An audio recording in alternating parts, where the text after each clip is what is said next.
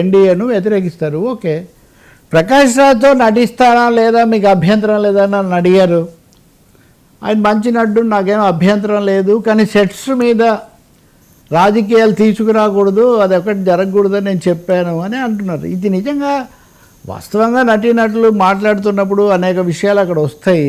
నిజంగా పవన్ కళ్యాణ్ ఒక షరతు పెట్టారా, పెడితే ప్రకాష్ రాజ్ ఎట్టి పరిస్థితుల్లో నేను సెట్స్ మీద రాజకీయాలు మాట్లాడాను అని చెప్పి నటించారా లేకపోతే మాట్లాడారా, మనకైతే సెట్స్లో ఏం జరిగిందో మనకు తెలియదు. కానీ ఒకసారి రాజకీయాల్లో ఉంటూ సినిమాల్లోకి అంటూ వచ్చిన తర్వాత ఆ ప్రస్తావనే ఉండకూడదని చెప్పడం అయితే కుదరదు. ఎందుకంటే ఇప్పుడు సినిమా సెట్ మీదే కదా ఇన్ని రాజకీయాలు మాట్లాడారు ఇదివరకైనా ఇప్పుడైనా.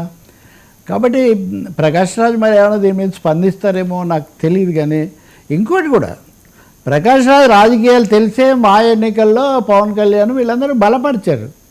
ఈ భాష ఇది వద్దు, భాషా వివాదం వద్దు, మనం అందరం ఒకటే అని. కాబట్టి హీఈస్ గివింగ్ ఇనఫ్ సిగ్నల్స్, తగినన్ని సంకేతాలు, రాజకీయ సంకేతాలు, నేను గట్టిగా ఉండబోతున్నాను, నా భావాలు కొంచెం కూడా మారలేదని. ప్రకాష్ రాజ్ విషయంలో ఆయన చెప్పింది ఏంటి, నా భావాలు, సనాతన ధర్మం, ఇట్లాంటి వాటికి నేను పూర్తిగా కట్టుబడి ఉన్నాను, అవేం మారవు, కానీ మంచి నటుడు కాబట్టి నేను ఆయనతో నటిస్తాను, అంతవరకే అనమాట. సో చాలా విషయాల్లో I think he made he stand clear అనుకుంటాను నేను.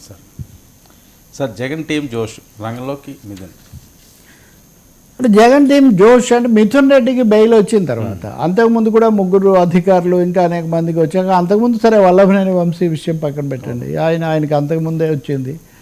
అలాగే ఇదిగో అరెస్ట్ అవుతారు, అదిగో అరెస్ట్ అవుతారు అన్న పేరుని నాని ఇలాంటి వాళ్ళు అలాగే ఉన్నారు. కొడాలి నాని కూడా ఏవో కొన్ని ఉపశమనాలు, వారానికి ఒకసారి కాకుండా 2 వారాలకు ఒకసారి, ఇట్లాంటివి ఏవో కొన్ని న్యాయస్థానాల్లో.